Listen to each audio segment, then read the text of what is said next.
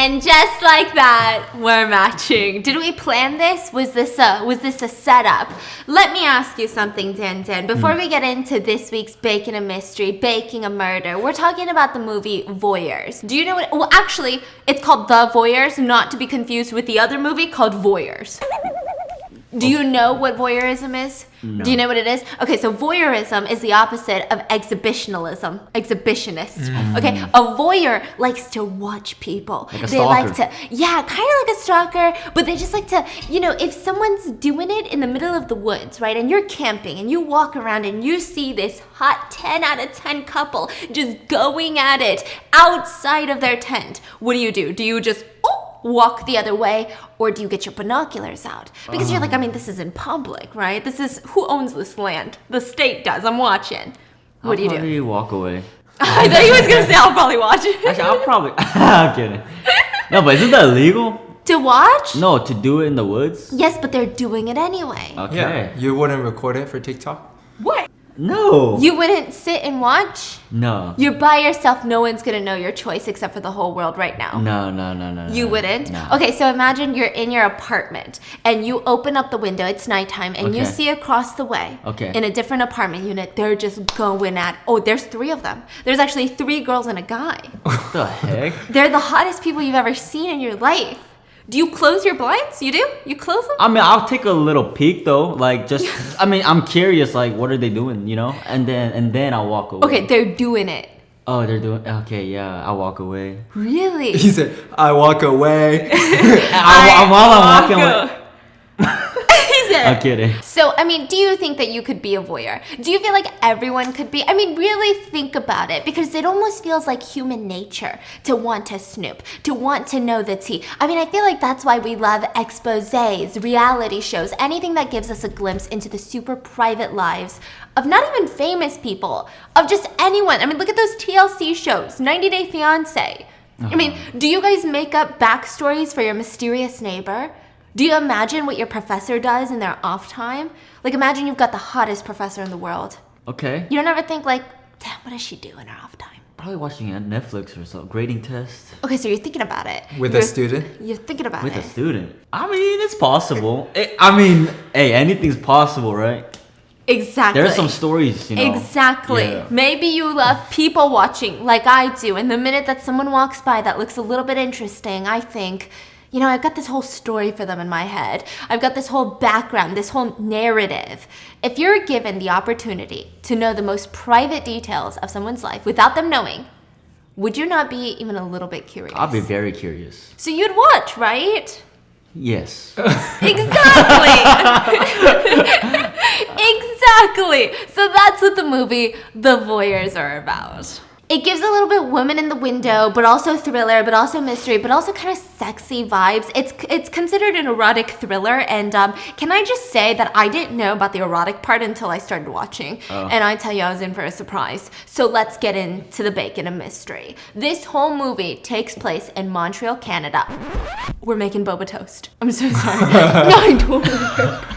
So here's what you're gonna do, Dana. You're going to put in the cream cheese, the sugar, the milk tea, and whisk it together. This all takes place in Montreal, Canada, and we've got 2 main people involved. We've got Pippa and Thomas. Now, they're a young couple living in Montreal.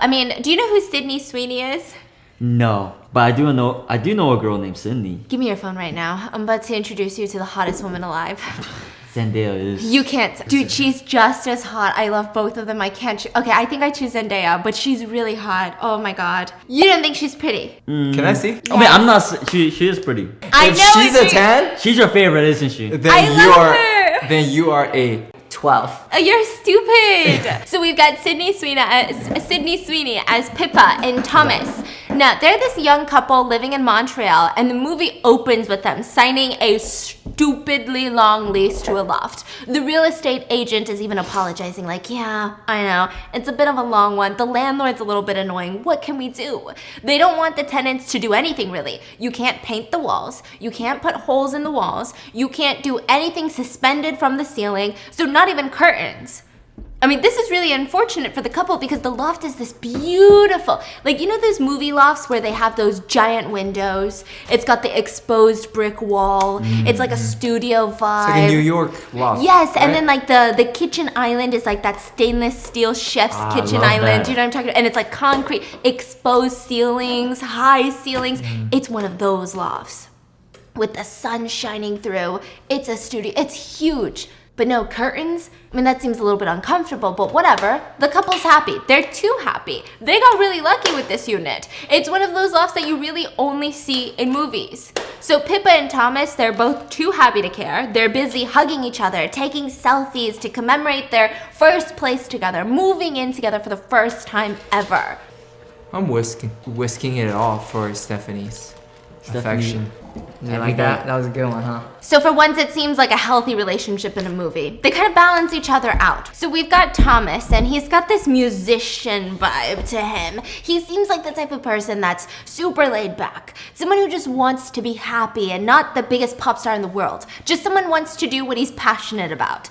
Meanwhile, we have Pippa, who's kind of like your typical blue-eyed, blonde-haired, responsible, but wants to have fun, like responsible fun. She also has a strong sense of justice, you know. He likes chlorophyll water. He likes kombucha. He's one of those people. And she, on the other hand, she likes a cold, hard beer. And even with something as serious as moving in, instead of being stressed out with each other, instead of being like, oh my God, this is a huge commitment, they joke around. And they're like, should we just break up now since everything's packed up? We could just split everything half in the middle. We could literally cut a box in the middle and just like half and half.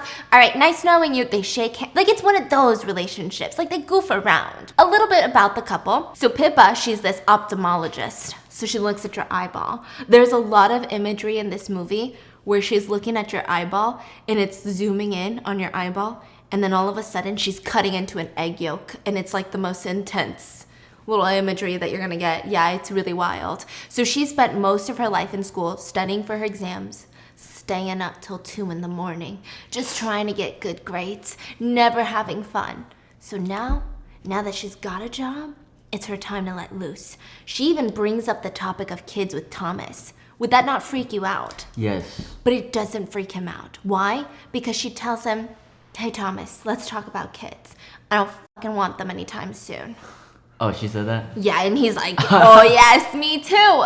But she just wants to wake up hungover every Sunday. That's what she wants. She wants to go to work, be responsible, but during the weekend she wants to make terrible, terrible decisions. She wants a good balance. She wants to live her life for once. Meanwhile, Thomas, on the opposite hand, he grew up in a band. He played at a ton of underground bars. So he's seen some shit. He's done some shit. He's experienced some shit. He's probably snorted some shit.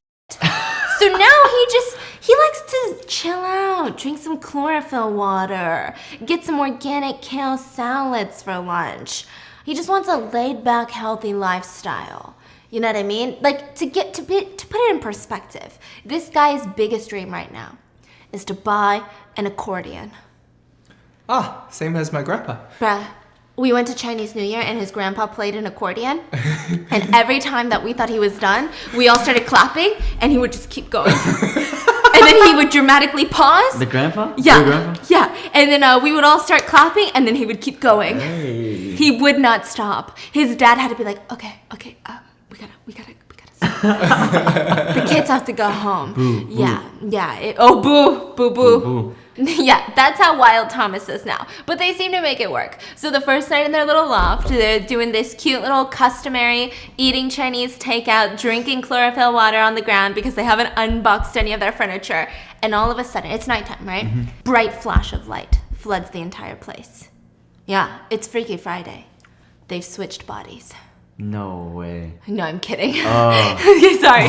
He got so excited. He was like, hell, if you switch bodies with a girl, what's the first thing you do? First thing. Yeah, first thing. Be real. Be honest. Be real. Be transparent. I will probably... I think everybody would do the same freaking thing. I'll probably check myself out. You wouldn't grab a titty first? No, like I wanna... Like I need to know how this body functions. Like an anatomy class? No, like... I mean, wouldn't you? I'd be helicoptering it. Immediately drop the pants. Did you say helicoptering helicopter. it? Helicopter Drop the what? pants, hands behind the neck, helicopter. It doesn't work like that. That's what I would be doing. Well, I would make it work, okay? I think I would also try kicking myself in the balls. Why? Because so many people are like, it's the most biggest pain you'll ever... It is. No. All right. So anyways, it's not Freaky Friday, sorry to break it to you. It's this bright flash of light. They look out the window, and it's not lightning. It's actually the building right in front of them. So they have full view of this building that is directly in front of them. Like, not even at an angle, just right in front of them. This is Montreal, so there's not a lot of space. They've got full view of this other condo building, and it's a bit more upscale. It's a bit more of an expensive building. So the apartment unit that produces this giant flash of light has these sheer mesh curtains that really block out nothing. And it looks like a photo shoot is taking place. A professional one. You can see all of the studio lights inside. We've got this guy who I presume to be the photographer. He's taking pictures of a woman that's splayed out on the couch. Just, I don't want to say spread eagle, but like kind of spread eagle, but it's like fully clothed. So Pippa and Thomas are watching because it just caught their attention. Wouldn't you watch? You'd look in and be like, oh, it's a photo shoot. And it's kind of fascinating. The photographer's behind the camera. He's working the lights. He's snapping away. More flash. And, the set looks cool. And then all of a sudden, he drops the camera, rushes over to the model on the couch, and just starts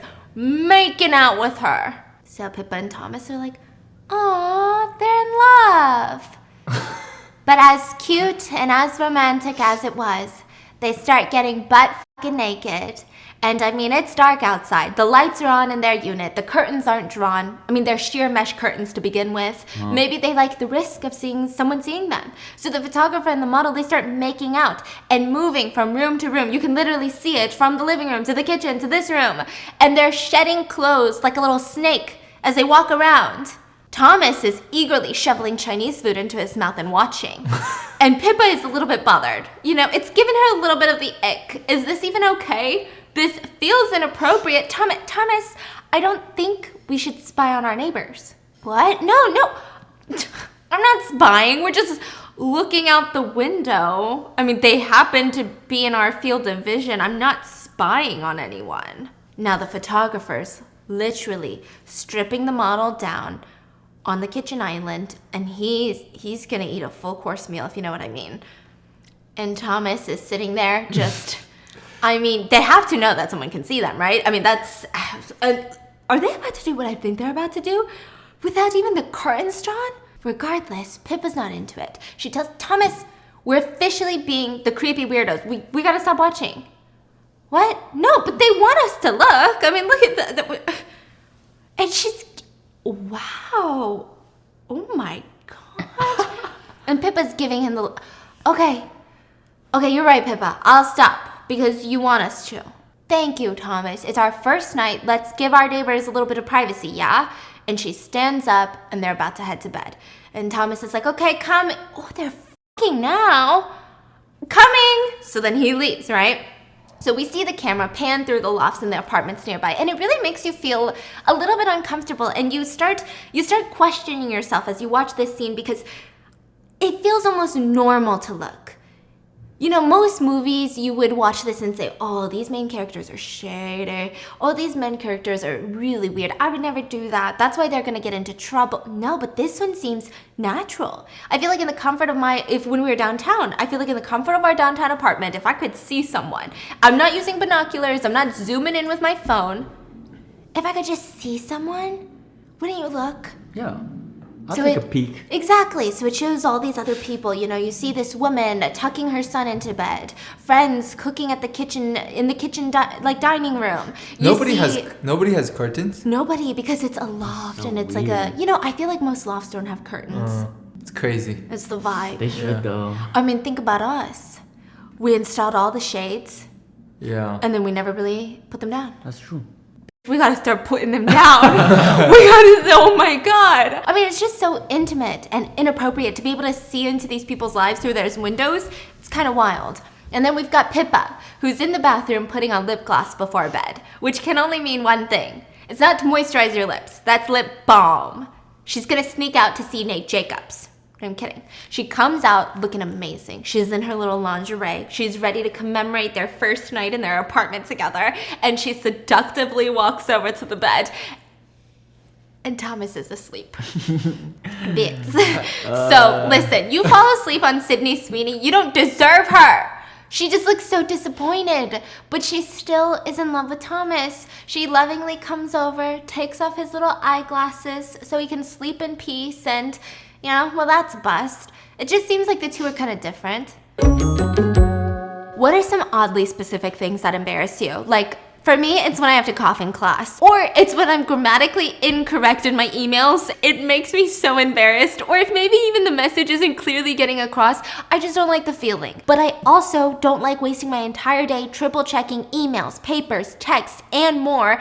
And that's why I love Grammarly. It saves me so much of that embarrassing feeling. Grammarly is more than a spelling and grammar checker. It's an all-in-one writing tool that allows you to clearly and effectively communicate your ideas. You can even save time using their free and premium features. And honestly, I get confidence knowing that my writing is professional. It's free to download. It's so easy to integrate into all aspects of my life. Like, it works wherever I work. So whether that be Gmail, Word, Google Docs, whatever I need, even Twitter, text messages, I practically use Grammarly every single day of my life, and I don't know what I would do without it now. I love the clarity adjustments that give me suggestions to simplify my sentences. It helps me get my point across faster. Grammarly even helps me with full sentence rewrites when it just feels like I'm about to miscommunicate something. It helps me rewrite those hard to read sentences, and the tone adjustments, oof, they hit me right here. They make sure that I use more decisive phrases because you guys know how that's so hard for me. It also helps with my word choices so I can really stand out, and I don't have to Google synonym for sounds good anymore. I can also have meaningful conversation through my words, and Grammarly even has a free tone detector. So that makes sure that your message is never misinterpreted, because listen, I have a problem with formality levels and tones. Sometimes it's okay for me to be super casual, and sometimes it's not. Grammarly helps you whether you're emailing your professor, your landlord, your boss, a potential new boss because you're done with your old one. So get through those emails and your work quicker by keeping it concise, confident, effective with Grammarly. Go to Grammarly.com/BAM to sign up for a free account, and whenever you're ready, upgrade to Grammarly Premium and get 20% off just for being our listener. That's 20% off at GRAMMARLY.com/BAM. Thank you, Grammarly, for sponsoring today's episode. So anyway, the next day, Pippa's meeting with her friend / coworker named Ari for a coffee before they head to work. This seems like a ritual that they have. And Ari's super excited. So, how's it moving in together? Good. Tell me everything. No, it's good. It's good, but the neighbors. Yeah, the neighbors. We saw something. So Pippa seems a lot more interested in spilling the tea about the couple across the way than talking about how she didn't have sex last night, which is understandable. So of course, Ari, being the girl that she is, she's like, oh, ew. How ugly were they? But you know, that's the thing. They weren't ugly. They were actually gorgeous. Okay, so then what's the big deal? Pull up a chair, get some popcorn. Oh, binoculars. You need to get some binoculars. No, absolutely not. Like, even if they wanted someone to see, or if they liked the risk of someone catching them, that doesn't mean it's okay for me to watch. I mean, I think that's weird. Really, Pippa? Because I think you're 1,000% wrong on that. It sounds like they're exhibitionists, and if they are, watching them is the polite thing to do. It is. It's what's gonna get them off. That's what they're in it for. So they get into the office. They work at a place called Loptic, okay? And when they're in the office, we see Pippa go through the motions, and she seems not miserable, but kind of confused. You know, the main ophthalmologist there is talking to a patient, and is like, hey, don't worry about the LASIK. I'm just lasering your eyeballs. I've been doing this for 20 years. And Pippa's helping, and she's like, 20 years, huh?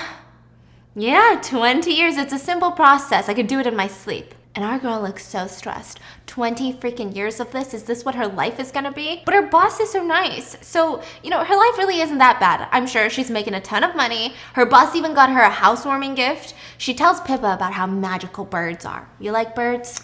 Yeah, when I wake up.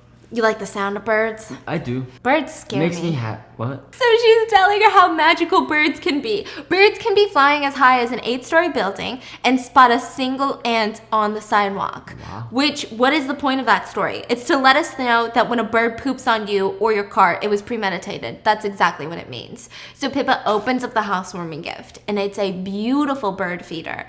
And she says, let this be a reminder. When you hang it out your window and you see a bird, remind yourself of how imperfect our species' vision is. And we're all just doing what we can to make it a little bit better for everyone. So Pippa goes home, she hangs it up, and of course, Tippa, that's what I'm gonna call the couple from now on, Thomas and Pippa. Tippa, right? They can't help but take a peek again. Hey, you think we can see something? The neighbors are just having dinner now. It's very casual, and Thomas blurts out, how do we become their friends? Thomas, you want to be friends with the neighbors that we're now stalking? I mean, yeah, why the hell not? They seem cool. And I bet that sake he's drinking is top shelf. He could pour me some, I could pretend to know the difference between this and the cheap stuff, and then maybe she could show you all the cute boutiques in the neighborhood. Yeah, Thomas, because all girls do is shop. Okay, fine. I'll go to the boutiques with her. And they start giggling, and Thomas says, what do you think their names are?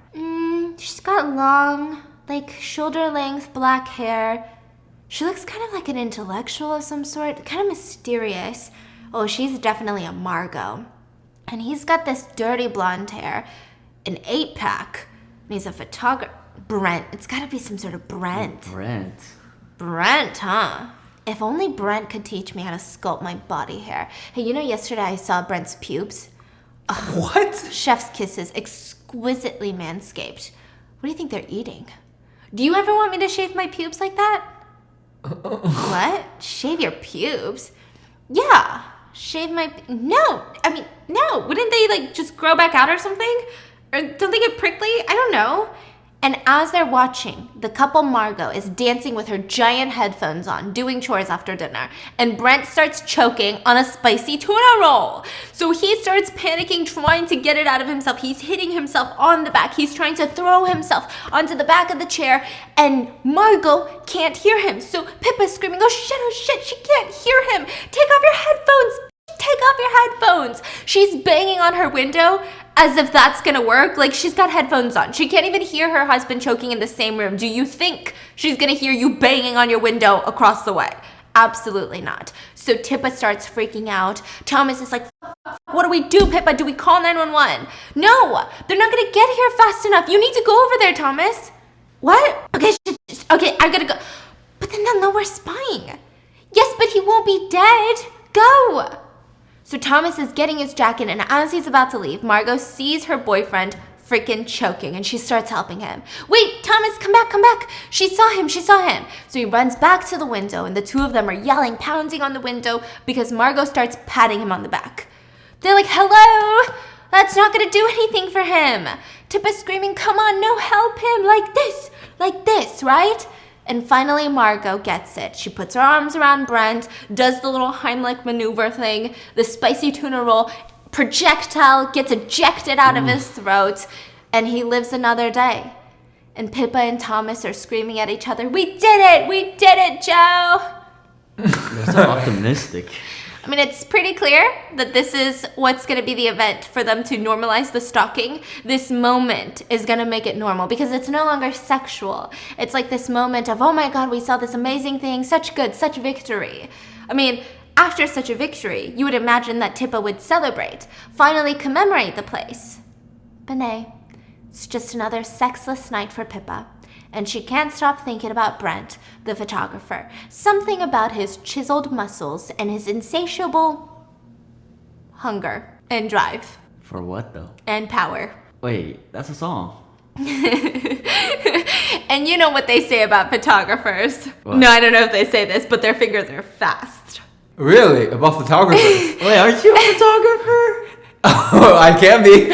He just takes pictures of me for my Instagram. He's like, photographer. Photographer right there. I'm trying a piece of boba.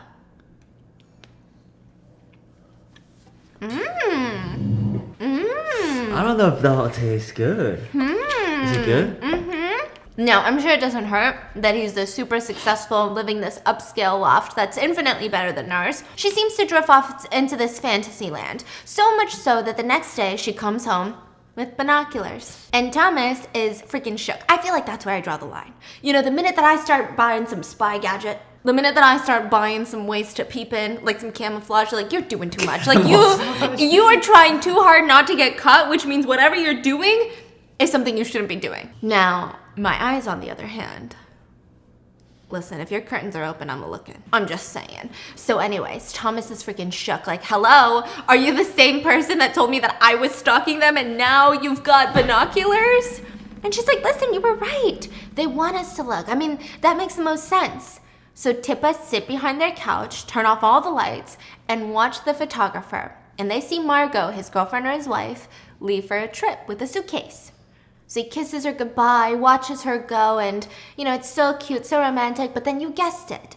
Soon afterwards, a woman that is not Margot shows up. And at first it looks like it's gonna be some sort of nude photo shoot. She gets naked. Fine, it's his job. He has his camera, he's taking the pictures. Could you do it? What if your girlfriend is a nude photographer for some of the most jacked, ripped, got it going on dudes? And she's like, babe, it's my job. Like, this is my career. Is she making bread? Yeah, she's making bread. Hey, then you do you. Like, you're not even gonna feel a little bit nervous? I mean, I'll feel a little nervous, you know. There's like a bunch of dudes. It's not even like just jacked. It's like down there. It's like other departments too. Yeah. So then, you need to add some cream. Add the cream, then add the poba. Okay, ready? Yeah. And then we close it. Oh. So, you know, she gets naked. He has his camera. He's taking pictures of her. And then he takes off his shirt. I'm sorry, what? I didn't know both parties had to be stark nude. And he walks over and he starts making out with her. Now, the whole time, Pippa and Thomas are narrating the whole thing going, no, little cheater, no, right? Mainly screaming, but also giving it a good, oh my God, boobs. And Thomas has a moment of clarity and he says, wait, does this make us bad people for watching this? No! Thomas, they want us to watch here. Like, keep the binoculars, keep watching. So now we have Thomas watching on the binoculars. And Pippa starts giving him a hand while he's watching, literally. And the movie is categorized as an erotic thriller, like I said, and I did not know it until, you know, kind of like 5 minutes in. Was that like a pleasant surprise? Yes! And then now it's Pippa's turn, and at this point, the two neighbors are mirroring each other without even knowing it. Pippa are following the same positions as the photographer and his mistress, and Pippa seems a little bit more excited to watch than experience what's actually going on with her. And Thomas ends up not being able to... Be careful. Ooh. Wow. Listen, Take it out and show them. Yeah. It's not as pretty as I thought it would be. It's not about the appearance, it's about the taste. Okay, well, I guess we'll give it a taste, shall we? It's steaming hot.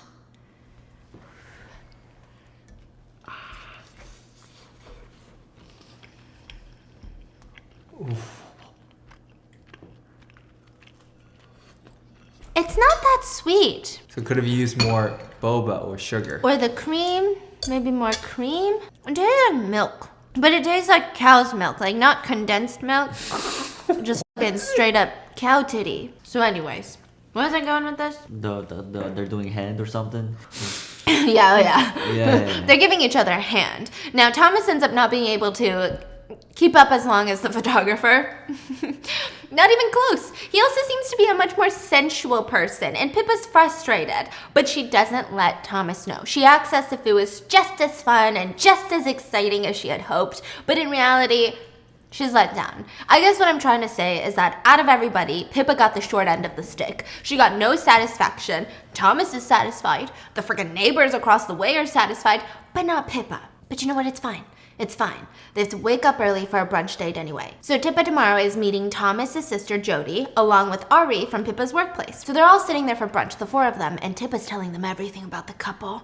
Oh yeah, they were doing it last night. Oh my God, it was crazy. And they all have the same theory.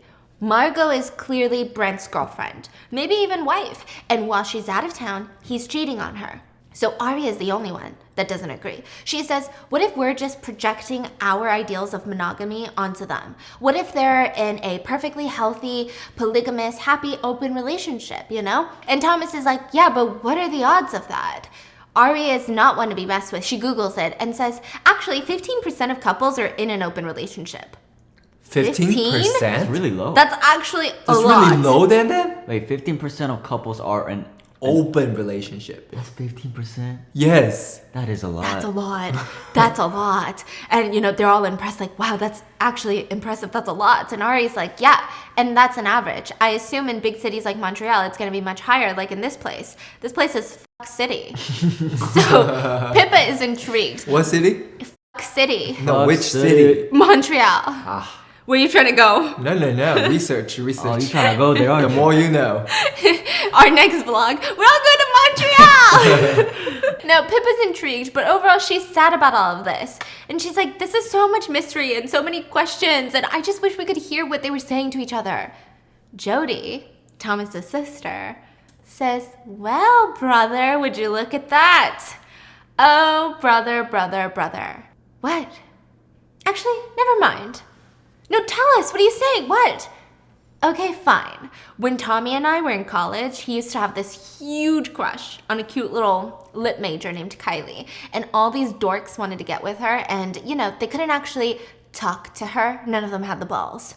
So one night I go over to smoke and watch some Deep Blue Sea. And I discovered that they learned how to jerry-rig a laser pointer into a long-range microphone. So they were all low-key listening on Kylie's private conversation in hopes she would miraculously be professing her love for one of them. Okay, well, what happened after that? And Thomas is like, nothing happened after that.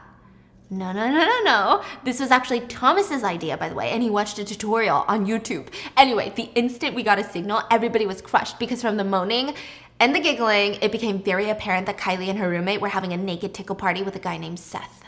So they're all like, what the frick? But not Pippa. She's intrigued. So babe, how does this laser pointy thingy work? So Pippa go home and all right, class is in session. Thomas tries to explain. You see a large window like this, right? They make a noise when you talk. Like right now, it's vibrating minutely by the sound of my voice. So when you shine a laser onto this window, what do you think happens to the laser beam? It also vibrates? Yes, gold star for you, student. Exactly. The little dot of the laser wiggles from the vibration. So that's great and all, but it's not gonna work here.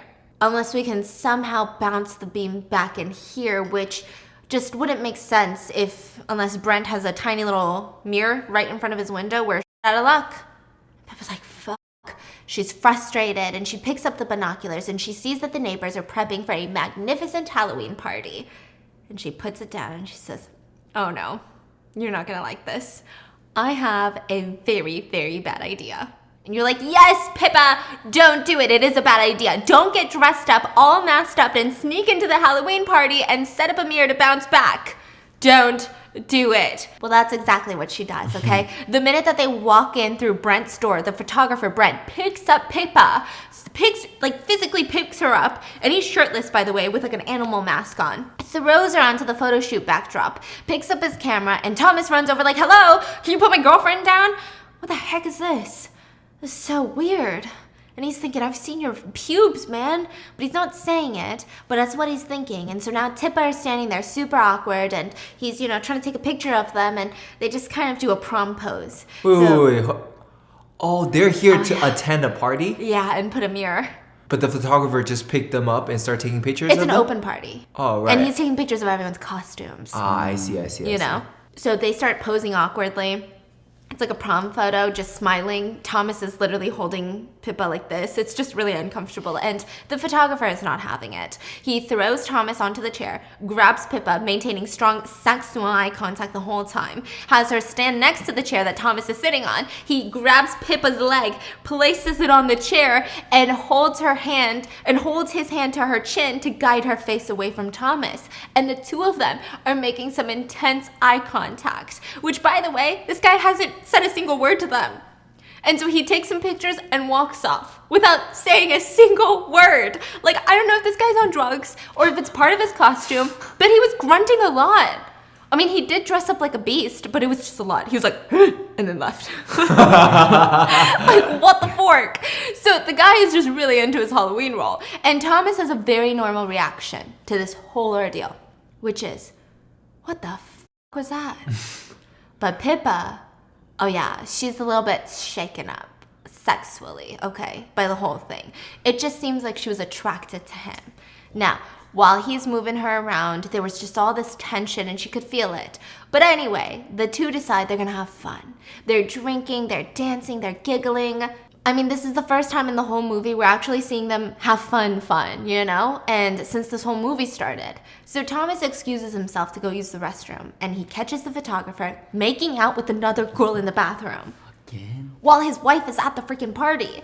It's wild. So Thomas carries Pippa on his back. This is the first time, again, they actually see him and laugh. They go home giggling, they're drunk, they're in a great mood, and they're setting up the laser now. And you know, the couple, they've got this little common mission. No matter how illegal or creepy, they come together, and the whole thing is just bizarre. Like, they really seem like they're in love all over again. So Pippa, she's looking through the binoculars, and he says, hey, I need you to find the green dot and guide the green dot to the mirror that we stuck on a plant. So essentially what they need to do is match the laser with the mirror so that the laser can bounce back to them. And then from there, they can try to decipher what they're saying. I don't know how it works. They don't go into the science of it, so I imagine it doesn't work. Okay? So don't be pointing lasers at people. No, this is where the green dot is. And she's like, oh my God, turn it off. It's on Margot. A second longer, and they're going to think they're being assassinated. You got to start lower. Go lower. So they put the green dot lower. And they get the laser. They get the laser, and it points...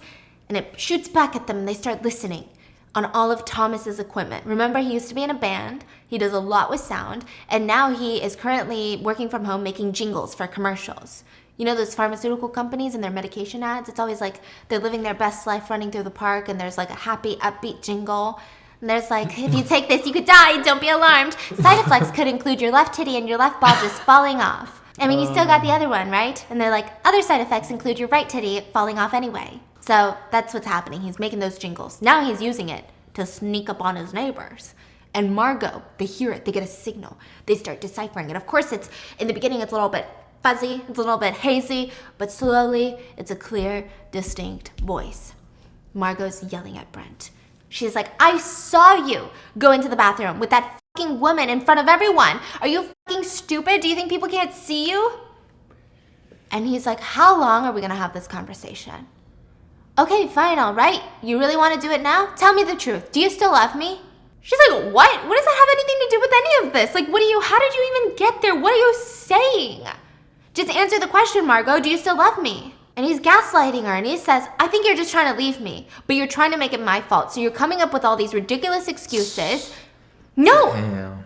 No, I'm not. I literally saw you go in there with her. What? You're insane. You have to trust me. You're coming up with these excuses. You really think I would f someone in our apartment? Is that what you think of me?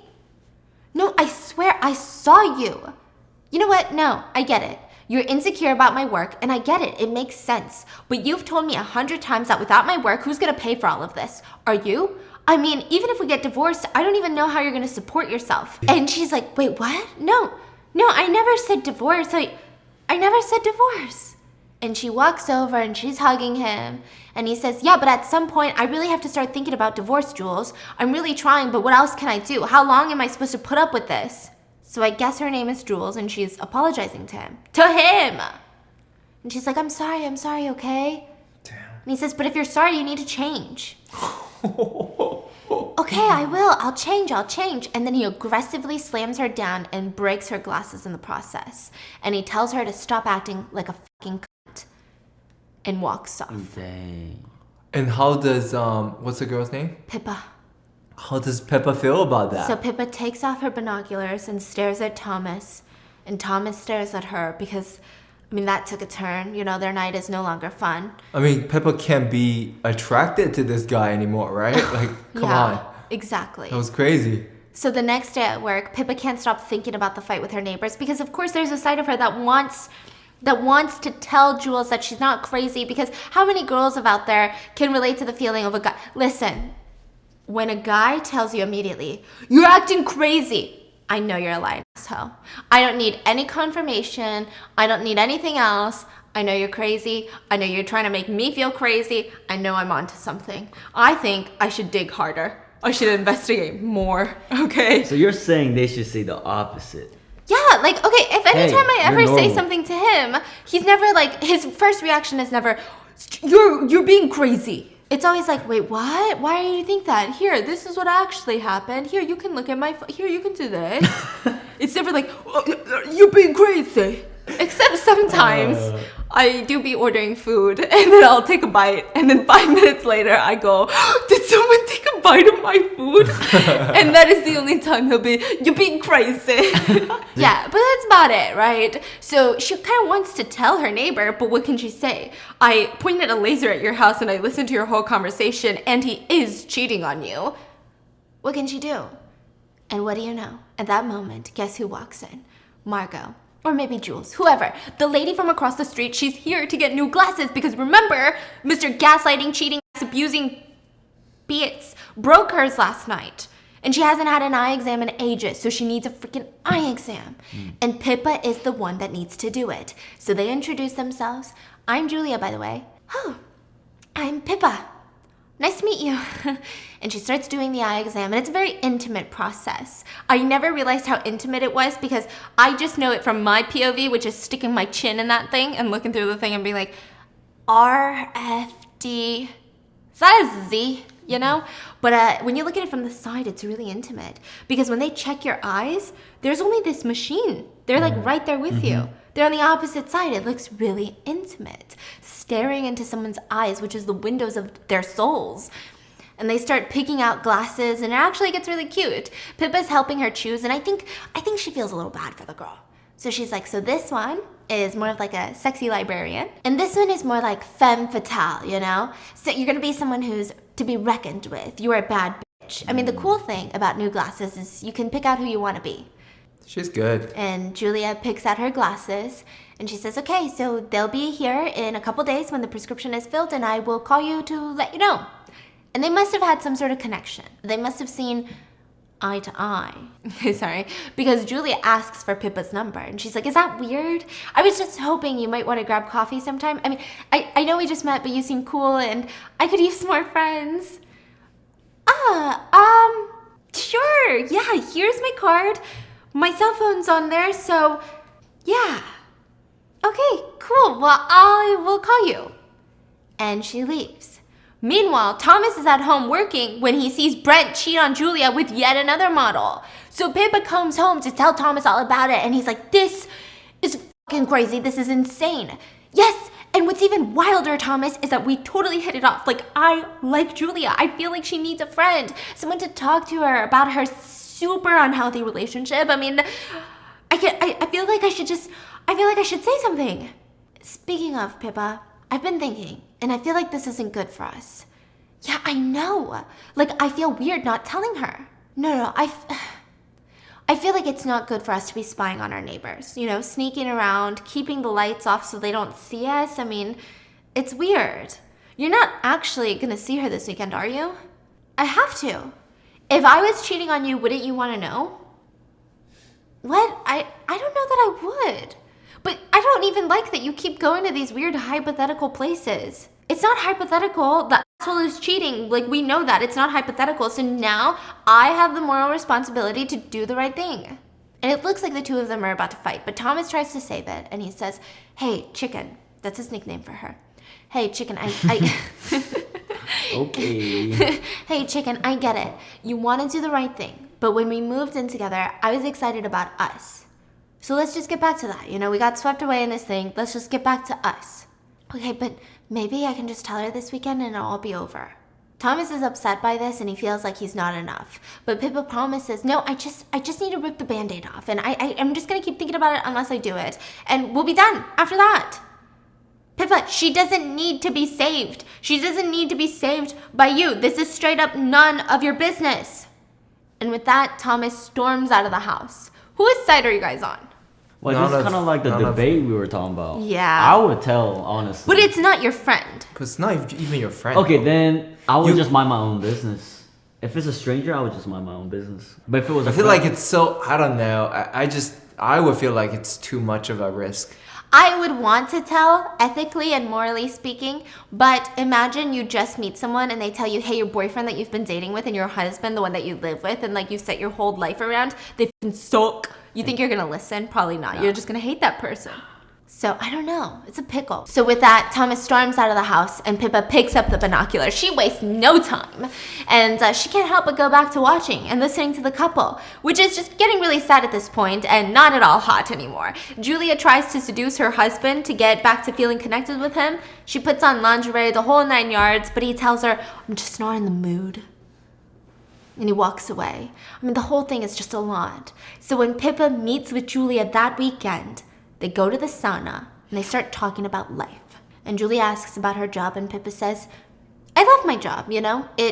Ophthalmology just makes sense to my brain. But I feel like I kind of killed off the possibility of anything else. Like I was so obsessed that I forgot to pick my head up and look around and go, oh wait, what am I even doing? But at that point, you're just like too far down the rabbit hole. That's kind of what happened. And that's kind of how I got into this job. And Julia opens up and she says, well, I have the opposite problem as you. I'm trying to figure it out. I used to be a model, but I'm not anymore. Well, what happened? You know, I guess it's hard to find deeper meaning in your work when you have to force a smile every day, just so the world can decide if you're sexy enough. Like, it's a weird feeling. I decided it wasn't worth it. My sense of self-worth, everything, like, I walked away, and now I'm really lost. But you could do anything, you know? What's holding you back? Honestly, myself, I have 8,000 interests and I have 0 skills. I didn't go to college. I can barely type. I just bought this wireless printer and it took me literally forever to even figure out how it works. My husband got me this fancy job working at this gallery and it's nice. I get to travel and see amazing work, but it's not my passion, I guess. Then the two of them get naked and go into the spa pool. And she's like, so... Like fully? Yeah. Who are you asking for? No, just to paint a picture for the fully. viewers. So she asks, so what does your husband do? Oh, Sebastian? Well, Seb, he's a photographer, like a real one. He's a name around the world, I guess. He's a genius. I mean, I know that people throw that word around, but he really is. He really is a genius. Genius at time management and seeing different people at different times. Genius of stealth and covertness. And cheating. I actually slept with him after a shoot, which normally when you do that with photographers as a model, you don't really stay in contact, but Seb, he loves me. And I mean, there's a certain baggage that comes with dating an artist. They're complex and intense, but I love him and he's all I have. Like, I wouldn't know what I would do without him. And it looks like Julia's about to cry. So Pippa gets closer. And I'm like, don't do it. Don't tell her that her husband is cheating. Not now. Pippa gets closer. Not like this, Pippa. And Pippa looks at her and goes, are you okay, Margot? Margot? How does she know? Wait, what do you mean, Margot? Because remember she was calling her Margot with Thomas? Oh, yeah. And Julia looks at her and goes, who's Margot? She goes, I meant Julia. Oh my God, that's so weird. I mean, I know your name. Okay, that's weird. Julia. And then just kind of laugh it off and she says, you should meet him sometimes. He's great. Yeah, for sure. Which, by the way, Julia has no idea that they even live near each other or that they're neighbors. Pippa actually tries to walk in the opposite direction so they don't run into each other after they split from the sauna and the two part ways. But Pippa does not give up after the weekend. In fact, her stalking only gets worse and Seb only gets worse. She watches him bake Julia a cake for her birthday and then immediately have a threesome with 2 other girls the next night and feeds them the exact same cake in bed. Wow. She watches him cheat, all the time. She watches Julia and she tries to hide all of this from Thomas. It seems like the two of them are growing distance. She just waits for him to fall asleep at night so she can shine her little laser, put on her little big headphones, listen to them while watching with the binoculars. She sees Seb sleeping and Julia reading a book in the living room. And then it strikes Pippa. A great idea. To print something on Julia's wireless printer. Just the words, test. So it seems like a test. So the first printer she tries, it's not Julia's. But the second one starts printing off Julia's printer. Julia walks over, looks at it, and she's kind of puzzled, but it's weird, but it's probably a test, right? I mean, that makes sense. And she trashes it. And then another page comes in. Just the words, "Your husband is cheating on you." Dang. Julia reads it. She panics. She runs to the kitchen and she spills out her wine. And now Pippa's like, what the fork? Does she think that she's drunk? Because I actually sent that. What's wrong with her? So does she not believe this? So she sends another one. And it just says, "There is a used condom in the bathroom trash can." But before Jules can read it, Seb wakes up and is like, "Hey, what are you doing?" I'm just reading a new book that I bought. You should go back to bed. I'll be there soon." Around the same time, Thomas wakes up. I guess this is like the boys' witching hour, you know? They all wake up and just... And he's upset. He's like, "Pippa, what are you doing? God, you promised you would stop stalking them. You don't watch anymore. You promised." I know you think that this is wrong, but I had to tell her." And they both look, and Julia heads to the printer. And then she rushes to the bathroom where she finds the used condom. And she's distraught. She starts whimpering, sobbing. She's a wreck. And Thomas is mad. "Pippa, look at her. She's in pain. Look at what you did." "I know, but I couldn't just sit back and watch." "Yeah, well, you didn't need to watch." "But it's my fault. It's not my fault. We both decided to look. When we both moved in, we both were looking. It was the both of us. It was our decision. So, of course, it's not going to be easy to stop watching anymore." "Wait, Pippa, what is she doing?" And they watch as Julia walks into the kitchen, grabs a big knife, breathing heavily, panting. She walks over to the room where Seb is peacefully, blissfully unaware and sleeping. She stands over his body, and Thomas is screaming, "Oh my God, Pippa, we gotta call the cops! Are we really about to watch her stab this man?" "No, what? We can't call the police. I just told her that her husband is cheating. I didn't tell her to stab him." And Julia lifts her hands into the air and brings the knife down, but she stops herself right before she touches Seb. She cannot stab him. So she runs out of the room, closes the door, and she drops to the ground, dropping the knife. And it's just really this sad moment. I mean, you see this woman lose it. She's heartbroken. She's just obliterated. And guess what? Thomas is pissed. He grabs the binoculars and throws them across the room. "I told you to stop." So the next morning, Pippa wake up, and they make up. Thomas feels bad for freaking out on her. He just feels like, I guess I was mad that you were trying to get involved, but I also felt like I wasn't enough. We move in together and you're just always wanting more excitement, something new. You wanna go out and I wanna hang out at home. You wanna go to bars and drink beer and I wanna drink chlorophyll water, and I just felt like I couldn't give you more excitement. And she's like, no, don't say that. Like, you're exciting. You're more than enough. Don't worry. Besides, I'm gonna throw out these binoculars. Don't worry, we're done with this. And they hug. And over Thomas's shoulder, Pippa spots something. Oh my God, what is that? And she pushes him away, runs up to pick up the binoculars. Oh my God, no, this cannot be happening. No, please, no. And Thomas looks over and he squints his eyes, and they both see Seb on the floor crying, trying to help Julia, who is not only covered in blood, but she is now unresponsive. So she ended her life. And they scream, "Oh my God, what do we do? What do we do, Thomas? What do we do?" And Thomas is like, no. He's not even listening to her at all. He runs into his closet and he starts packing his things. I can't stay here. Not like this. I have to go. I'm going to go stay with my sister or something. I need to get out of here. "No, please, Thomas, I need you. You can't leave. I can't do this alone. Please, what do we do?" "No, I can't stay here. You and your goddamn sense of self-righteousness, I told you not to do that. I told you, and you did it anyway." "No, please just stay. I'm really scared and I need you. Please, I love you." "Well, if you loved me, you would have listened to me." "How was I supposed to know that was going to happen? Like, what am I supposed to do now?" "Pippa, there's nothing you can do. She's dead because of you. You ended that fucking woman's life. You did that. I don't even know you anymore. We're done. It's over." And Thomas walks out on her. He leaves Pippa crying, traumatized and terrified. And the next day at work, Pippa has a mental breakdown. She's going through all the list of the prescriptions that came in, and Julia's had just come in. Now, when she gets home at night, Thomas is gone and she's alone. So what does she do? Old habits die hard. She picks up the binoculars and she watches Seb. He's drinking his sake. He's throwing his sake bottle around, glass shattering everywhere. And when he runs out of alcohol, he leaves the house. And she goes with him. So she sees him go into a bar right under his apartment. And I don't know what comes over this girl's body, okay? But she gets dressed up, heads to that same exact bar. And she sits at a table near him and is staring at him. And because she's so obvious and weird, he drunkenly walks over and sits down at her table. Do I know you from somewhere? You look familiar. Your eyes. No. Nowhere. Not that I know of. Well, you don't mind if I sit here, right? Until your Tinder date shows up. Sure. See, what I'm trying to understand is, I'm trying to work this out in my head. Do you watch porn? Sometimes. I mean, most people watch it frequently. Lovers, moms, dads, pets, everybody watches porn.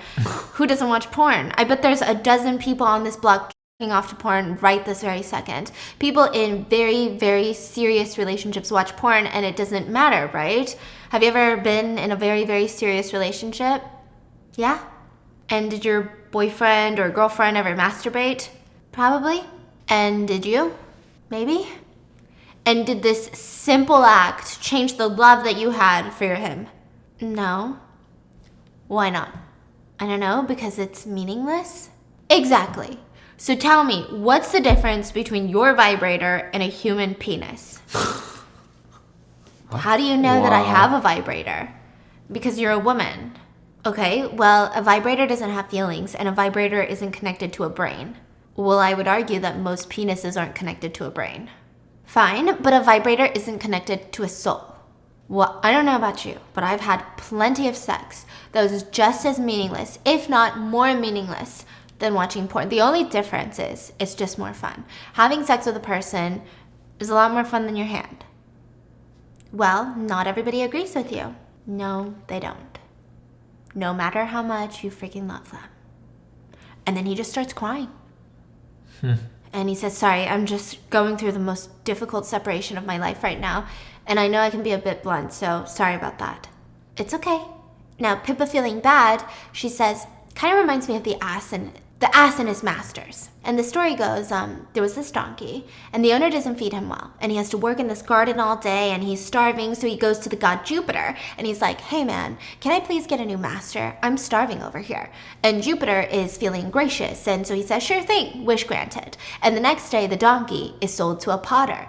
Great, life must be peaches and cream, right? Wrong. It's the worst job a donkey could have. He's fed well, but now he has to carry these heavy bricks to and fro all day. So he goes to Jupiter again and he says, hey Jupiter, I really need another master, please. And Jupiter is like, are you sure? Slow your roll, man. I'm only gonna do this one more time. Are you sure you want another master? And the donkey's like, I got this pain in my back. It's not gonna go away. There's no such thing as Advil yet. Will you please do this favor for me? So the next day, the donkey is sold again to a leather tanner who hangs donkey, slits his throat, bleeds him out, and turns him into a pair of sandals. So, moral of the story, he who finds discontentment in one place is unlikely to find happiness in another. So Seb says, you know why that fable was written? So it seems like Seb knows the fable. Yeah, I just said, to show that the grass isn't greener on the other side. No, he wrote it for his slaves. So when his slaves were feeling down, they could tell it to each other and make themselves feel better. But in reality, they were all deeply, deeply depressed with their, quote, master. Silence. And then Seb breaks the silence by saying, would it be strange if I was to take your picture? And that's how Pippa found herself going to the neighbor's house where Julia just ended her life. But listen, what the hell do I know about boundaries? I know nothing. And morals. Nothing, I guess. Now, there is tension in the elevator of the sexual kind, and once they get into the apartment, it only gets worse, and just weird. It's inappropriate. It feels illegal, and she's looking around. So you're a professional photographer. You know, my latest exhibition opens in a few weeks. You should come. And he puts her on the set, and he starts snapping away, and he says, those eyes. Are you sure we've never met? No, we haven't met. But I'm not really good at this. I don't know how to pose. That's okay. Do what I said, and it'll be perfect. Put your hand on your left shoulder, eyes to me. He takes the pictures, and he says, you look so kind. Is this okay? Yeah, it's just the jumper, the sweater. What does your bra look like? She's like, subtle. Sorry, look, I work with naked models pretty much every day, so I forget it's out of the ordinary. But if you're not comfortable, it's cool. No, it's fine. And she downs her wine, takes off her sweater, and he says, okay, now lose the pants. So now she's just sitting there in her undies. And he's like, okay, perfect. Now take off your bra. Obviously, she's shocked, but he tells her, here, I can make it less awkward. And he takes off his shirt and pants. And then his undies. What is going on? And now he's completely naked. And he says, okay, now it's your turn. So she follows his lead, and, he starts taking pictures of her. But he starts freaking out in the middle, and he says, what the f*** am I doing right now? What am I doing? And she's like, what's wrong? Nothing, you just remind me of someone, that's all. Sorry. No, it's not your fault. And then he moves in for a kiss, and they start making out. And the two of them full on start doing it on the couch, and it's just a lot, okay? Meanwhile, what's happening on the other side? Thomas comes home with flowers to tell her that he's sorry. He felt bad. So he says, Pippa, are you home? Pippa, I'm sorry, are you home? Gosh. Maybe she's not home yet. He puts the flowers down, opens the fridge, grabs a chlorophyll water, takes a sip, and it's disgusting. So maybe this guy really is trying to pretend he likes it. Either way, he's like, let's not waste this water. And he gives it to the bird feeder, right? He puts it in the bird feeder. And he sees a blonde woman with Seb as he's doing this, as he's putting the water, because, it's right in front. He's like, really? So soon after his wife took her own life? Cheating gaslighter. I mean, I guess I shouldn't expect more from him. And he grabs the binoculars. No. And you guessed it. He sees Pippa cheating on him with Seb, sleeping with Seb. His worst fear is all confirmed. Pippa has no idea. I mean, I hope it was amazing, girl, because you are in for a world of pain when you get home. She falls asleep on Seb's bed, wakes up the next morning, grabs her things, does her walk of shame. Usually I don't like that term walk of shame, but this one is a little bit shameful. She goes home and the door's unlocked. That's weird. First thing she sees, flowers on the ground, then the binoculars. And oh my God, she looks up and there was the love of her life staring back down at her. Thomas had hung himself. What happened next seems like a blur to her. She watches the police take him away. We see her go through the motions of grief, being at the funeral, being at home, being at work, just going through the motions, but you're not really there, like a robot. And she stands in front of a giant poster, Sebastian Jacobs Exhibition. And you think that she's gonna go because she's getting ready, and she dresses up in all black, hair and makeup done, and instead she goes to have dinner with Ari. And she tells her everything. And she says, I had to tell someone. I felt like I had to tell you, and I'm sorry, I get it if you never want to talk to me again. And I was like, wait, Pippa, you think that this is your fault? You can't blame yourself for this. I caused the whole thing. No, I get it, it's tragic. It's more than tragic, it's fucking insane. But you had no idea that this was gonna happen. I mean, you were just dumped. Maybe you deserved it, but that part doesn't matter. You were a single woman, and it's common knowledge that the fastest way to mend a broken heart is to do the most unhealthy, fucked up shit that you can possibly think of. I mean, yeah, doing it with a depressed widower that you're stalking is like a bit extreme, But it's part of the deal of a breakup. Listen, Pippa, it's not your fault. And I know that you're super fucked up right now, and you need to get therapy, like tomorrow, like yesterday. But it's not your fault. You're a good person, Pippa, even if it doesn't feel like it right now. And Pippa says, yeah, if I'm such a good person, why do I want to see him again? He's like, disappeared. I know it sounds irrational, but if I could just see him, maybe I could move on. See the photographer? Yes. Ari doesn't judge her, and she said, well, you said he's not home, so where do you think he'll be if he's not home? Maybe we could pretend to run into him or something. I know where he could be. And the two of them go to the opening night of his exhibition. And it's honestly poppin'. There's so much buzz. It's exactly what you imagine. Artsy people waiting for the photos to be unveiled. And right now they're all covered in red sheets, drinks, music, Seb taking pictures. And he snaps one of Pippa right as she turns around. Oh, I didn't think you'd actually come. I did. And it's really cool. Congratulations. Yeah, wow. Thanks for coming. And the lights turn off, and he says, well, I guess that's my cue. I gotta go. And he walks onto stage, and he looks like a tortured artist, and he says, now, before we begin, I should say that this particular project was a collaboration with my partner in crime in this, the love of my life, Julia Navator. Now Pippa wants to go home. She's like, all right, let's go. She's like, this is too sad. This is too depressing. She can't handle this. Aria's about to lead the way when Sebastian goes. So it only seems right that she should be up here with me. Everyone, Julia. What? How? She's dead. And Pippa sees in walking Julia. Not dead, but completely fine with a red scarf tied around her neck. They kiss on stage, and Julia stares directly at Pippa and says, hi, everyone.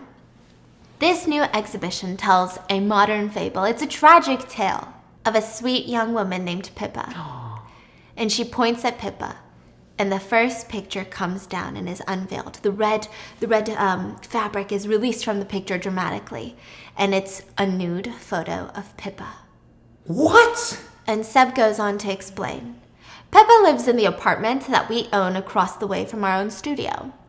And then another picture of Pippa and Thomas happily hanging out in the apartment. When she and her boyfriend Thomas first moved in together, their future was bright. Things were downright peachy. And then they got a little bit distracted by the strangers across the way. Us. They started to care more about what was going on in other people's lives than they did their own. And as Seb is talking, they're unveiling new pictures. Pictures of boxes being unopened in their apartment after they move in. Pictures of them snooping on the neighbors with the binoculars. Pictures of them doing the nasty with the binoculars on. And he continues, so what turned out to be a fun little hobby turned into a little bit of an obsession. They crashed our Halloween party. Then the picture of them at the Halloween party. Are you kidding me right now? They planted a microphone so that they could secretly listen in on our conversations. Oh my god, they know everything. Which, totally illegal, by the way. Yet somehow, Pippa decided she was doing the right thing.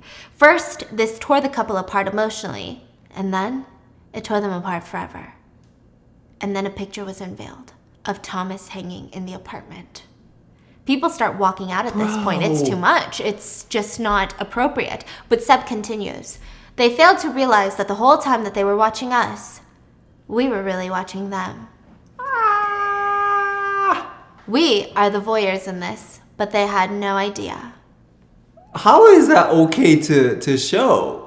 Oh, let's get there. So Pippa's head starts spinning. She's breathing faster. She can't handle it. This cannot be real. She runs out and Ari tries to chase her down, but there's no stopping her. She's distraught. She breaks into their loft and she's frantically looking around for something. There's no way. She would have caught them spying on her. She would have seen something, a camera or something. This is a sick joke. And she looks up and sees an opening, an attic. She climbs up there and it's their light room. And she sees hundreds and hundreds, if not thousands, of pictures of her on the walls. They have been watching the couple day in, day out. They have massive zoom cameras up there with the telephoto lenses that are like 3 feet long. My God. They probably had other people taking the pictures or on a timer. They were watching them the whole freaking time. So Pippa panics. She starts tearing down the photos of herself. She's screaming. She's throwing, breaking the cameras, smashing the computer monitors. But it's too late. No. The whole world will know about her, regardless of if this is legal, which we'll get into. If you like the art, we'll get into that. If you think it's ethically horrendous, whatever it is, it's a fascinating story. So of course people are going to talk about it. Pippa just can't pretend like this never happened. In fact, it's going to follow her for the rest of her life. She has no choice but to move out. She does hang sheets so nobody could watch her, or rather take pictures of her while she moves everything out. She notices the delivery guys whispering about her. Yes, those are my boobs. This is the place. I'm the voyeur. What else do you want to know, huh? And she's annoyed. She will forever be known as that girl, the stalker girl, the voyeur girl. When everything is out, she says, oh, I almost forgot. And she needs to grab one more thing, the bird feeder, filled with chlorophyll water. But while she sticks her head out there, she can't help but look at the couple. They catch each other's eyes, and Pippa looks down, probably embarrassed. But when she looks down, she sees it. A bunch of dead birds. That's weird. Why would the birds be dead? The bird feeder. What's in the bird feeder? Chlorophyll water. So Different how did water. Thomas die? Poisoned? So Pippa puts 2 and 2 together. Why would the birds be dead? Meanwhile, Seb and Julia are too busy to care. They're doing interviews. Because I'm sure you have the same questions as me and everyone else. Sebastian shows them. This is the image release form that they signed. It was actually the last page of their lease. Plain and simple. Very simple language. Now, do I know if they actually read it?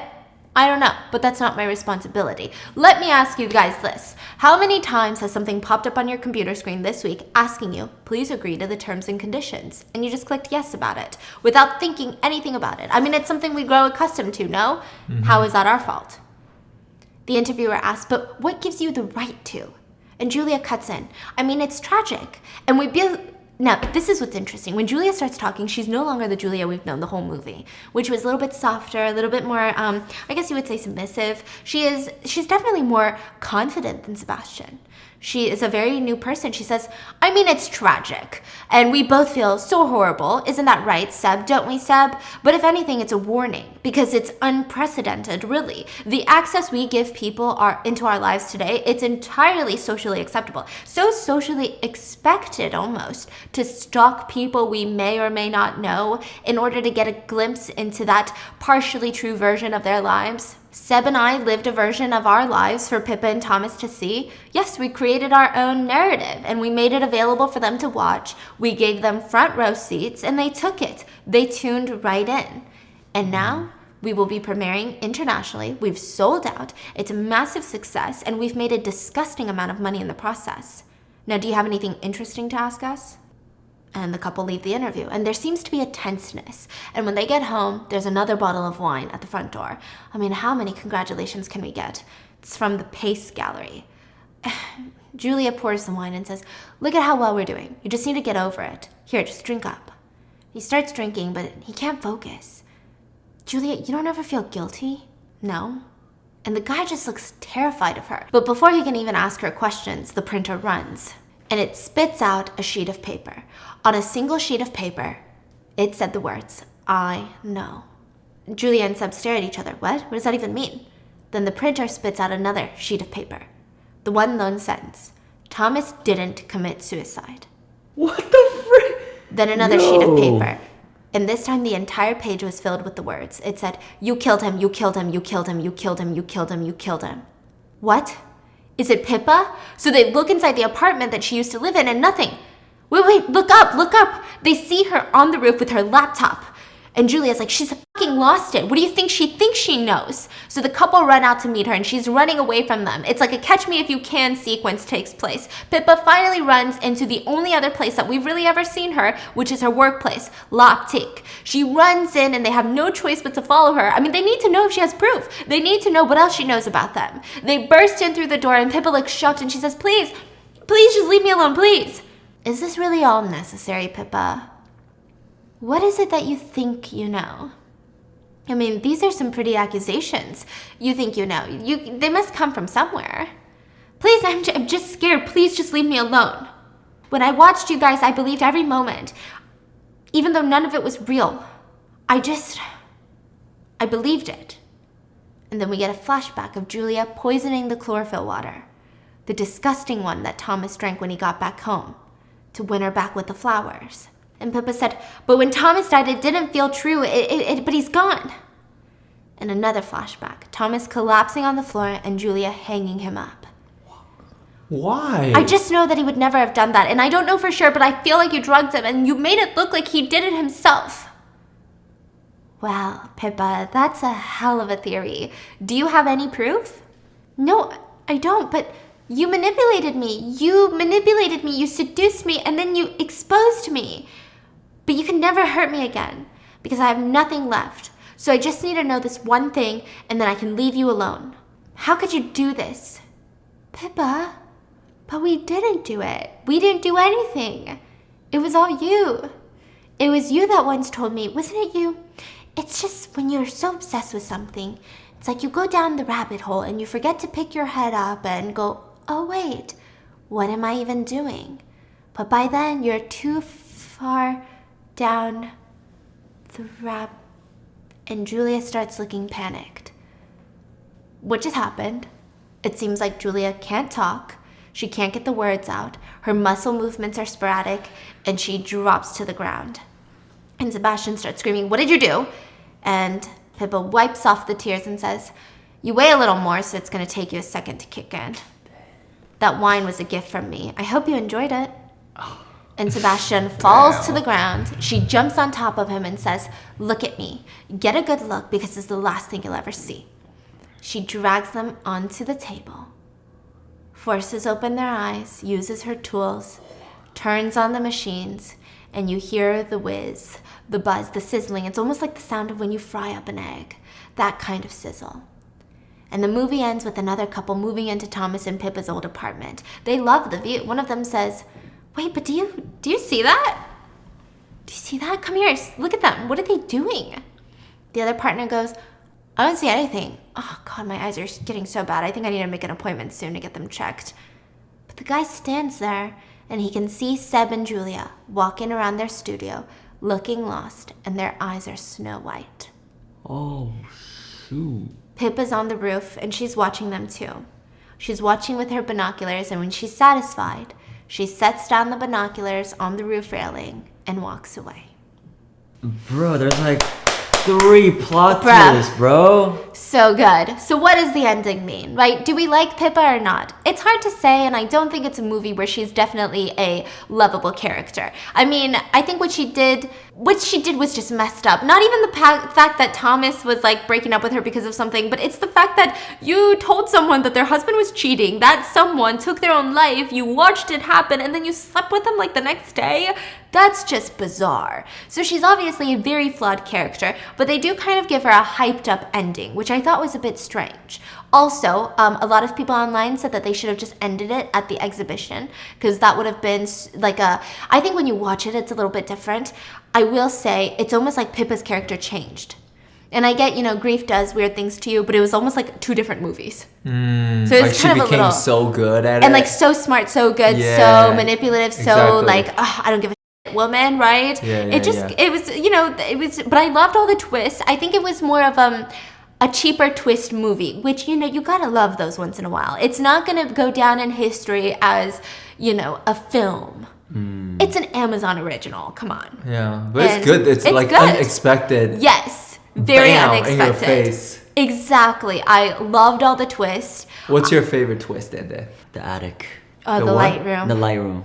Oh, that they were filming up there? So crazy. I thought he was going to say the titties. Yeah, that too. So, moral of the story, mind your own business. Exactly. I mean, some argued it's like the director wanted 5 different endings, but couldn't decide on one. But I kind of liked it, okay? I like it. I will say this, I loved the movie. I love Sydney Sweeney more than life, and she did amazing for what she was given. But who wrote the dialogue in this bitch is what I want to know. Because the dialogue was so weird. It was really hard. It was really hard to sit through. I would say the dialogue was on par with actual porn dialogue. Yeah. It was just Okay. It was something else, okay? Now, your question is, why did the photographers kill Thomas? Pippa already did a lot, so why do they need to murder someone? It's assumed because it makes for an even greater exhibition. The true destruction of love, morals, but of life too, One of those things. So that is the movie, The Voyeurs. Available on Amazon. # not spons. But you could totally pay me, Jeff. Like, I know you have... Like $2 for this one is fine. Wow. For the little shout out, you know what I mean? I'm just kidding. So I hope you guys enjoyed this week's Baking a Mystery, and I will see you guys next week with another one. Let me know if you like these tantalizing videos a little bit more. You like a little left boob here and there? So we'll be back, and I'll see you then. Bye.